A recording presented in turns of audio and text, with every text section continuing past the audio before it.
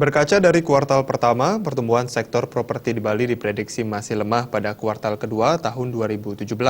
Kondisi ini disebabkan masih lesunya perekonomian nasional.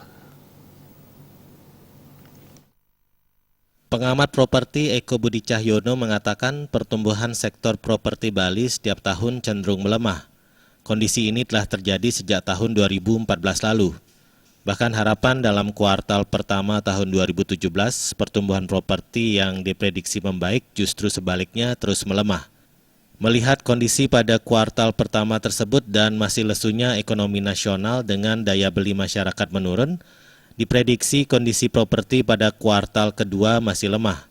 Terlebih lagi kondisi nilai tukar dolar Amerika Serikat masih kuat terhadap rupiah. Eko Budi Cahyono menambahkan selain kondisi ekonomi nasional yang masih lemah, sektor properti juga menghadapi kesulitan mendapatkan pinjaman untuk pembiayaan. Perbankan yang selama ini diandalkan enggan memberikan pembiayaan kredit kepada pengusaha properti.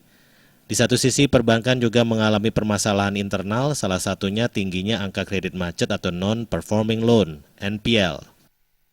Memang pertumbuhan sangat lemah, tapi sebenarnya pertumbuhan ini diimbangi dengan melemahnya pertumbuhan ekonomi. Karena pertumbuhan ekonomi sendiri ini memang sangat stagnan. Yang disampaikan oleh Bank Indonesia katanya pertumbuhan diperkirakan tahun ini 5,2%.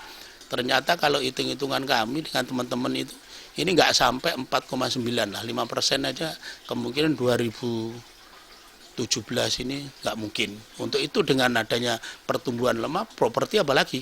Properti itu tiga pengaruhnya. Kalau bank tidak bisa memberikan penyaluran kredit, pembiayaan kredit, dan pembiayaan konstruksi, tentu properti nggak akan tumbuh. Eko Budi Cahyono menambahkan akibat lesunya sektor properti dalam jangka waktu yang cukup lama, tidak sedikit pengusaha yang berinvestasi di sektor properti gulung tikar karena tidak mampu membayar kredit pinjaman perbankan. Hanya pengusaha properti yang memiliki modal besar mampu bertahan hingga sekarang. Menyikapi kondisi ini, pemerintah diminta untuk bisa turun tangan membantu menumbuhkan kembali sektor properti dengan regulasi dan pemberian pinjaman bantuan pembiayaan. Sebagai usaha bersifat padat karya, tidak bisa dipungkiri sektor properti selama ini telah memberikan dampak nyata seperti tingginya penyerapan tenaga kerja. Sektor properti juga berdampak terhadap sektor perniagaan, bahan bangunan, sehingga properti mampu turut memiliki andil dalam pertumbuhan ekonomi nasional. Suparyana, Bali TV.